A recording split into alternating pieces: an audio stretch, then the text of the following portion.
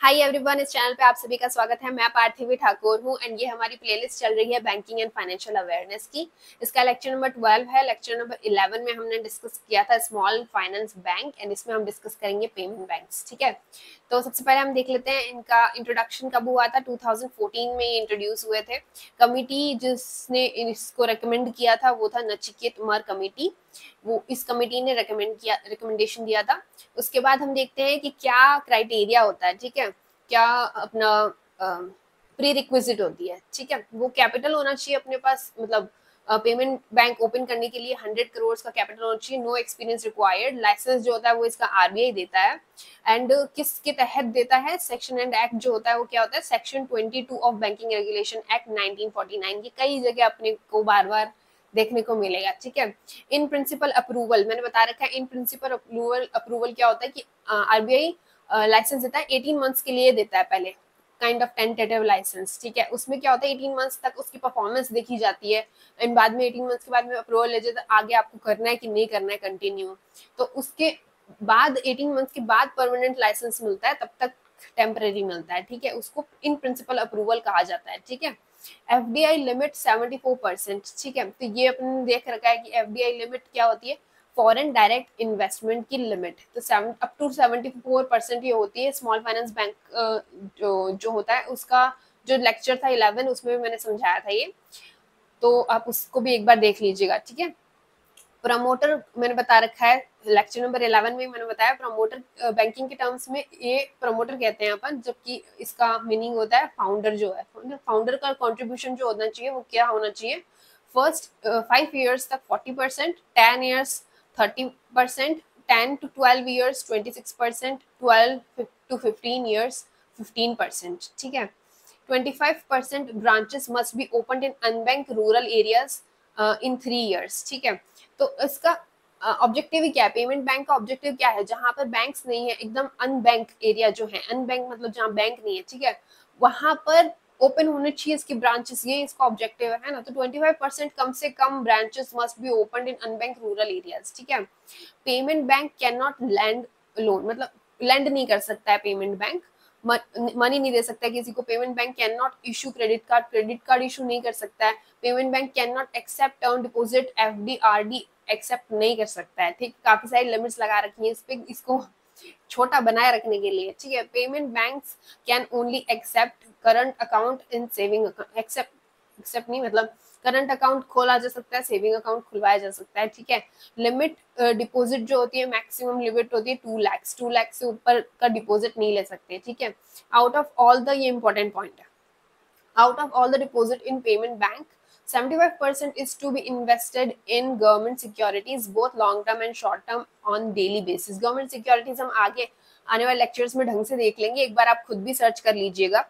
Government security में क्या होता है, जैसे सपोज एग्जांपल में बता देती हूँ, थोड़ा अपन ऑफ ट्रैक चले जाएंगे। एग्जांपल जैसे होता है इसका ट्रेजरी बिल। आपने अगर आपके मॉम एंड डैड में कोई गवर्नमेंट जॉब में, तो ट्रेजरी का नाम उन्होंने आपने सुना होगा कई बार। तो ट्रेजरी बिल जैसे एक एग्जांपल है गवर्नमेंट सिक्योरिटी का, ये मैं आपको आगे अच्छे से समझा दूंगी। ठीक है, तो इनको 75% of is to be invest करना पड़ता है सारे डिपॉजिट्स के अंदर से, गवर्नमेंट सिक्योरिटीज के अंदर। ठीक है, बिजनेस कॉरेस्पॉन्डेंट, बैंकिंग कॉरेस्पॉन्डेंट, ये एक टर्म यूज की जाती है एजेंट्स टाइप के लिए। मतलब जैसे अपन ने सुना है कई बार इंश्योरेंस के लिए एलआईसी के एजेंट्स होते हैं। ठीक है, तो वो होते हैं ना उस टाइप के जो एजेंट होते हैं, उनको अपन क्या कहते हैं, बिजनेस कॉरेस्पॉन्डेंट कहते हैं या बैंकिंग कॉरेस्पॉन्डेंट कहते हैं। ठीक है, उसके अलावा अपन देखने वाले 11 एप्लीकेंट्स ऑफ पेमेंट बैंक्स। ठीक है, ये 11 एप्लीकेंट्स थे पेमेंट बैंक्स के, उनमें से कौन कौन से हट गए, कौन कौन से बचे हैं, वो अपन देखते हैं। ठीक है, तो Airtel, M commerce services, department of post, Aditya Birla Nuvo, Fino Pay Tech, Cholamandalam distribution services, national securities depository, Paytm बहुत ज्यादा सुना है इसका नाम, तो टेक महिंद्रा सुना हुआ है ना, वोडाफोन, एम पैसा, रिलायंस इंडस्ट्रीज, सन फार्मास्यूटिकल्स। ठीक है, ये सारे नाम है अपने जो 11 एप्लीकेंट्स थे पेमेंट बैंक्स के लिए। ठीक है, उसकी में इनमें से एक मिनट, हाँ इनमें से ये सारे हट गए हैं, ठीक है। Aditya Birla novo, Cholamandalam distribution services, उसके अलावा टेक महिंद्रा, वोडाफोन, एम पैसा, सन फार्मास्यूटिकल्स, ये सारे हट चुके हैं। पेटीएम पे बैन लग गया था, ठीक है। तो ये अपने बचे हुए 6 बचे, 16 1 2 3 4 5 6, तो ये अपने 6 बच गए हैं, ठीक है। लिस्ट ऑफ पेमेंट बैंक्स, अब पेमेंट बैंक्स की लिस्ट देखेंगे अपन, ठीक है। फर्स्ट अपना Airtel payment bank, joint venture between Bharti Airtel, 80.1% का इसका शेयर है। उसके अलावा एंड कोटक महिंद्रा बैंक, इसका है 19.9%, ठीक है। फिर अपन देखते हैं, ये है इंपॉर्टेंट पॉइंट, ठीक है। फर्स्ट पेमेंट बैंक था ये, एमडी एंड सीईओ है अनुव्रता बिस्वा, ओके। हेडक्वार्टर इसका न्यू दिल्ली में है। फर्स्ट ब्रांच जो थी वो जयपुर में खोली गई थी। टैगलाइन जो है वो इसकी क्या है, banking is at your finger tips, India's first payment bank, ये याद रखने का पॉइंट है, ठीक है। एयरटेल पेमेंट बैंक जो था वो इंडिया का फर्स्ट पेमेंट बैंक था। उसके बाद अपन देखते हैं पेटीएम पेमेंट बैंक, इसका हेडक्वार्टर का है नोएडा में है, joint venture between IndusInd bank and Paytm, MD and CEO Vijay Shekhar Sharma, tagline simplifying payments for India, ठीक है। इंडिया पोस्ट पेमेंट बैंक, ये भी इंपॉर्टेंट हो गया क्योंकि ये इकलौता गवर्नमेंट पेमेंट बैंक है, बाकी सारे प्राइवेट हैं, ठीक है। 100% स्टेक इनका जो है वो गवर्नमेंट ऑफ इंडिया का है, जीओआई का है। फर्स्ट बैंक है ये first bank Raipur and Ranchi on, मतलब इसका जो फर्स्ट बैंक था वो रायपुर एंड रांची के अंदर ब्रांच था, वो खुला था 30 जैन 2017 के अंदर। एमडी एंड सीईओ जो है वो सुरेश सेठी, टैगलाइन जो है आपका बैंक आपके द्वार, ठीक है।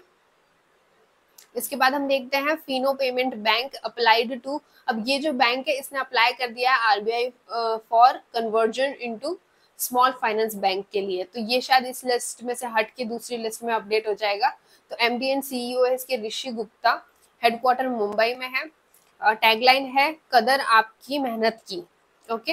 And joint venture with ICICI bank, इसके साथ जॉइंट वेंचर हो रखा है। Jio payment bank, joint venture between SBI and Reliance Jio, जिसमें से SBI has sold all his shares, all their shares to Jio, ठीक है। Jio Finance को इसने SBI ने सारे शेयर्स बेच दिए, तो अब रिलायंस जियो एंड जियो फाइनेंस के पास ही इसका सारा है ना।